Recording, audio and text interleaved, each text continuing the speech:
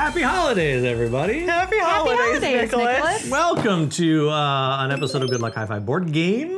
And today we are going to go through our top 10 games that we are recommending for your holiday party. We've each picked 3 that we love, and then we've all agreed on 1 game. But before we get started, I want to share something with you. Ooh, what is it? From my childhood to your adulthood. I have brought along some Little Debbie's Christmas cakes.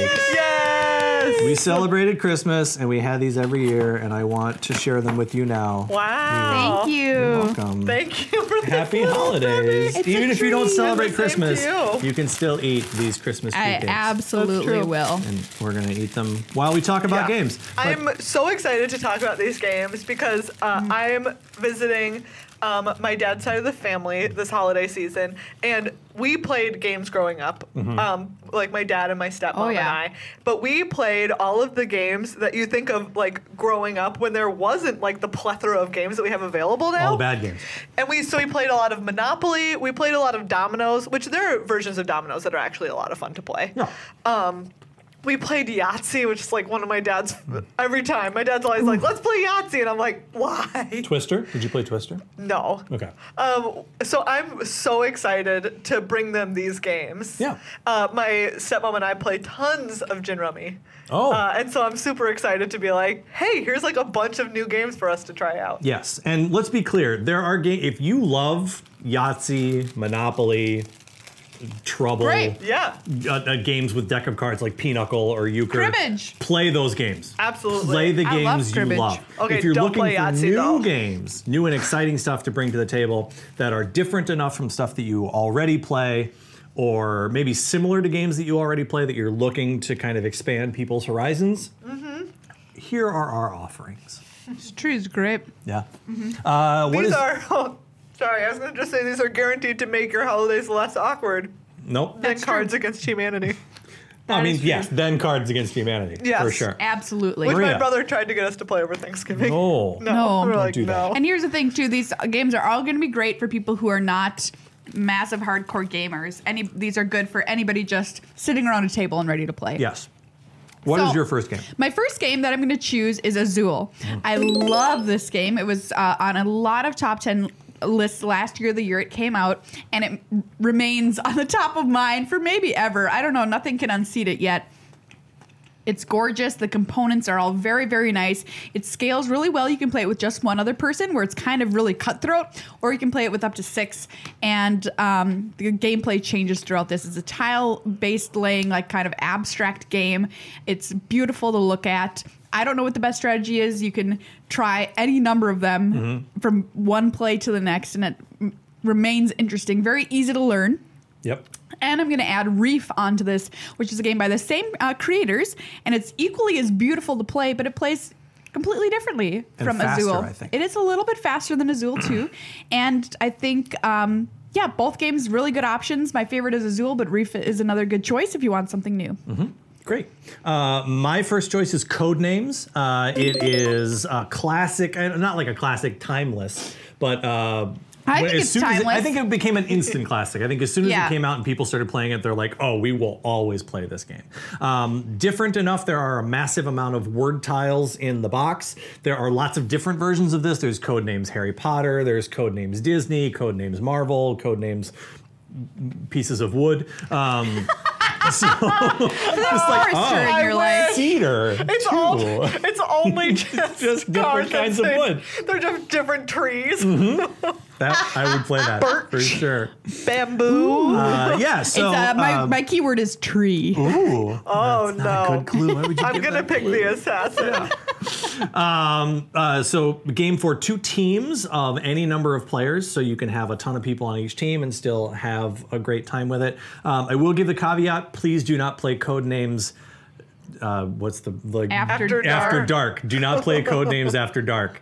It is the adults only version of Codenames. You can play that game. It's fine if you want to play that game in the privacy of your own room. Please don't bring it out to your holiday party. I did this once. My parents accidentally, or perhaps not, got the After Dark version of Codenames, and we played it. And I had to explain in front of my mom and my wife what smegma was. I'm going to die. Because my dad was like, "What's smegma?" Why did you play it? As soon as I would like unpack the cards and start laying them out and immediately be like, pack it up. Nope, we're not playing this game. We're done. So just This get is not happening. Oh my god. get a different version than that. Codenames is a very Great. good game though, so play Codenames. That's the game that I got for my family last year. Yeah. Yeah, I love it. Really good. What's your first game? My first game is Sushi Go. Love Sushi I Go. love Sushi Go so much. It's one of the most classic and timeless game mechanics, which is drafting. I love drafting games endlessly. I'll play them 100%. endlessly. And Sushi Go does it in a way that's one, adorable. It's so Very cute. All of the art is so cute. It's little smiling sushis. What more could you ask for? Not a whole lot, really. No. And it's something that, again, like people who aren't hardcore gamers, who aren't playing a ton of games, are still going to be able to grasp so quickly. And they're going to be able to play it and enjoy it and do well at it. And the whole game plays quickly too. Like Yes. Very you fast. can knock out a game of Sushi Go in a half hour. Exactly. And so there's Sushi Go, which plays up to 5, and then there's Sushi Go Party, which can play up to 8. Correct. So it can also accommodate quite a few people. I love Sushi Go so Very much. good. Even if you don't like sushi, you'll like Sushi Go. Do you Maria. not like sushi? I don't. Which is like endlessly upsetting to me. I just want my meat cooked. What can I say? Fire was invented for a reason. I've known you for so long, but still, like, every time you mention that you don't like sushi, Yeah. I'm hurt and appalled again. I'm Look, Team Wolf on this one. I wish I liked sushi, but there's frankly nothing I can do about it. You can keep eating it until you do. That's what I did with butternut squash, okay? I like butternut just squash kept now. eating Eating Going? it until you like it. Yes. There you go. All right, well, game number 2, Maria. All right, so I picked a classic here, Ticket to Ride. I think it deserves a spot on this list. It is a very simple, straightforward game that you can play with family members who are older because I think they'll like really grasp the concept of Sure. it because it's similar to classic games like Risk and stuff like that. So it'll really grok in their brains. It's very simple, straightforward. You're buying cards, you're laying tiles, you're making your Laying railroads, laying trains. Yes, Oh not yes. tiles. Excuse me. You're laying trains for your cross-country railroad empire. And you know what? Older people really dig the idea of owning a railroad empire because they want it to be like, what's his name? What's his name? Yeah. I mean, they were all numbered. Mr. E.H. Harriman of the Union Pacific Railroad. That is far too specific. James J. Hill. I was thinking of I'm going to say the Nicholas railroad guy. only knows these because of Railroad Rivals. No, E.H. Harriman of the Union Pacific Railroad features very heavily in the film Butch Cassidy and the Sundance Kid, written by William Goldman. I'm thinking of the one who Who is also owned a recently left us. newspaper, Rockefeller. Did he have a railroad? I don't think he owned a railroad. He was Anyway. too busy. It's a dream Papers. of another generation. papers. But it's also The Vanderbilts, they were steel. Yep. That's Maybe. railroad adjacent. It is. You need steel to build a railroad. It's a good game. And like Codenames has many different variations. You can play Ticket to Ride Europe, Ticket to Ride New York. New York. Ticket to Ride 1919. I hope there's a Ticket to Ride Space in the future because that would be the one I would buy. That would be Space cool. trains. So you could make trains from different planets. Anyway, great Yeah. for your family, any age. And I think older gamers will get the hang of it very quickly. Yeah.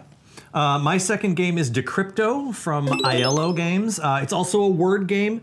Each team is randomly assigned 4 words. And alternatingly, yes, Yes, correct. that's a word. One member of each team is trying to get their team, the other members of their team, to guess 3 of the words in a very specific order. So I'm going to give you clues for each of the words in order to try and get you to guess that numerical sequence. But I have to do it in such a way that the other team is not clued in on the order as well, because they're writing down each of the words and they're guessing as well. So it goes back and forth like that.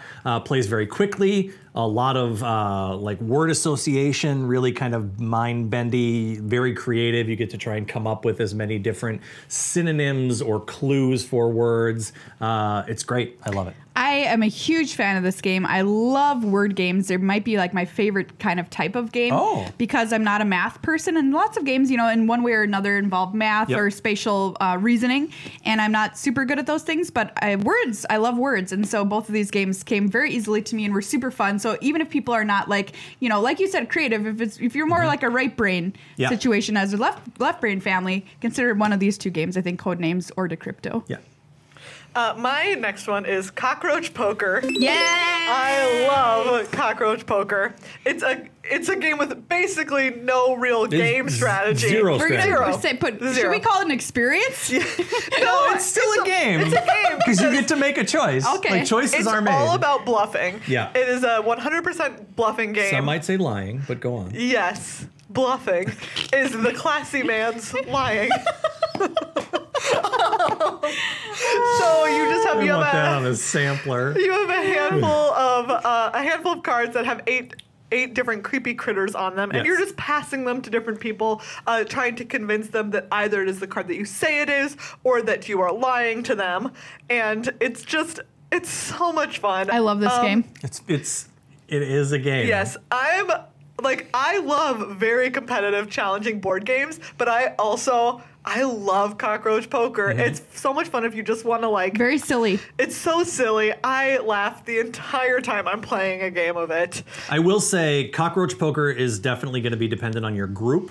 If you are a game family and some people take it a little too seriously, and Yeah. like, There's there no is- way to take this game How do you seriously, take though. Cockroach Poker seriously? Because like there is like a strategy to like if you just everybody gives all their cards to the same person, then like you're that's clearly true. trying to cheat Yes. the game. It's not played as it's intended. Yeah. But yeah, if you have a game that's a family that's very casual or a group that's very casual, It's very It's good. very Or fun. you can all just agree. Like we've played it with gamers. Yeah. Yeah. Where we are all just basically in agreement that we're not going to play it. right? You have to Cutthroat. play it as if you're not like trying to win. You're win. just trying to have The Have best fun. time. the best time. Yeah. Yeah, Yeah. the way to win Cockroach Poker is to have the best time. You win if you have the most fun. 100%. Yes. All right, Maria, what's your game number 3, which would be game number 7? This is Shifty Spies. Okay. The fabulous game that you can pick up at Target, and it plays. How many people does it play up to? Six or eight. 6 or 8. It's so a large group can play this, and the larger the group, the better. I think for Shifty-Eyed Correct. Spies. Once again, it's kind of a little bit of a deception game, but only lightly. You're trying to give secret clues to your partner sitting around the table, and you're doing that by winking, which is in and of itself going to create a very funny night for you and your Yeah. friends because it's ridiculous. And you're trying to catch people in their acts of winking at each other across the table, so it's super fun. So that you can shout "J'accuse." J'accuse if you catch somebody winking, which is our little friend group way of playing, which I think is correct. And yeah, just super silly, really fun, and gets the family to interact with each other. A very high amount of player interaction. Yeah, so if you And- want to break out of your box or anything like that, this game will 100% help you do it because you literally can't play it unless you're interacting with your family. Right. And you and I have played this game on a review that we did. So if you want to Yes. know more about that game, go back in the review. And you and I have reviewed Azul. Yes. So there's a video about that as well. Nicholas, Yes. what's up next? My third game is Splendor. It is a game from a couple to maybe a few years ago. It is a gem collection engine building game. It tends to be a little more thinky, but not complicated. So the object of the game is you're trying to build up an engine of gems that power you into bigger and more points, and then collecting nobles, which will come based on how many gems you have. It is just instantly a classic for me. It just something about the way that game plays really clicked with me, and I really enjoy it a lot. Playing it with my family is fun. I will give the caveat that it tends to be a quieter game. So if you have people that you don't necessarily want to talk to all that Yeah. much, let's play Splendor. But it doesn't necessarily have to be. You can play very casually. You can talk through it. But yeah, it tends to be more of a head down game for me, personally. Yeah, I think it's very simple to learn. It's one of a variety of games that I think it's on the most easy end of that spectrum of gem collecting and card decision making games. Yep. My third game is another bluffing game. You're big into lying. Bluffing. I'm big into Bluffing. bluffing. The classy man's classy lying. man's Classy lying. man's lying. The classy gent's lying. We really Right, should say. classy Ooh, gentleman's nice. lying. Yes. Anyways, it's Celestia, which I played for the first time just this week. Yeah. And I really enjoyed it. I had a great time. As you said, it's a little bit of like a press your luck game because there's some dice rolling and you're trying to match cards in your hand to whatever dice you rolled. But then there's some bluffing involved with convincing people who are on the little ship that you're piloting up these islands, these sky islands, whether or not you're Skylands. going to be Skylands. able to match the dice because people can get off and then collect points. Yeah, and So the it's, further like, up you go in the island chain, Yeah. the more points you're going to get. So you could try and like say that you can't and get people to get off the ship early so they get fewer points, or if you just want everyone to crash and start all over, Nice. you act real confident that you do. Mm-hmm. So I super enjoy it. Very pretty. It's a very Yes. pretty game to look at. The card Oh. art is great. The islands each have their own art, which is really fun. And the ship is actually a three-dimensional cardboard Yeah. assemblage that you can That you kind of pilot up. putter around. Oh, so good. Really Delightful. enjoyable. So those are our three individually, and we have all agreed Yeah. that Shockingly. our game recommendation for this year for your family is Welcome to from Deepwater Games. This is another game that we have done a playthrough for. We've streamed it. It is a phenomenally good roll and write game without dice. Yeah. So if you've played Yahtzee, you understand how this game works. But instead of dice, we have a deck of cards now. Yeah. So we've sort of negated the luck, Yeah. some of the luck, I should say. The personal luck. Right. Yeah. The deck of cards is sort of bell curved out. So 6, 7, 8, and 9, there's a lot of those. 1s and 2s, there's fewer. And then And 14s everybody and plays 15s. off the same card. So literally any number of people can play Yeah, this you can game, have thousands of people playing this game at the same time.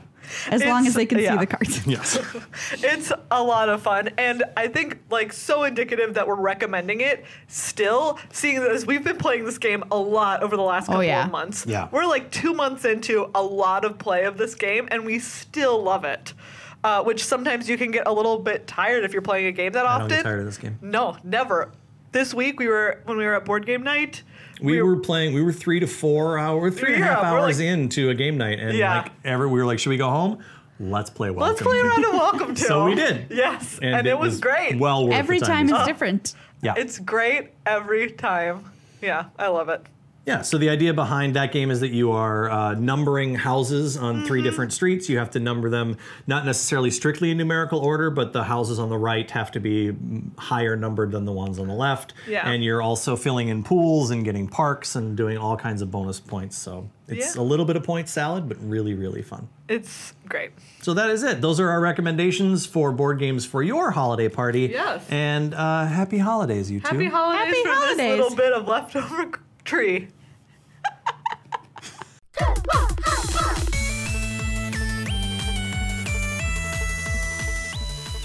Hey everyone, if you enjoyed that video, please hit that sub button and check out all of our other offerings at goodluck5.com. And please consider becoming a patron of the channel at patreon.com/GLHFmagic and help us keep making reviews, videos, and podcasts for as little as $5 a month.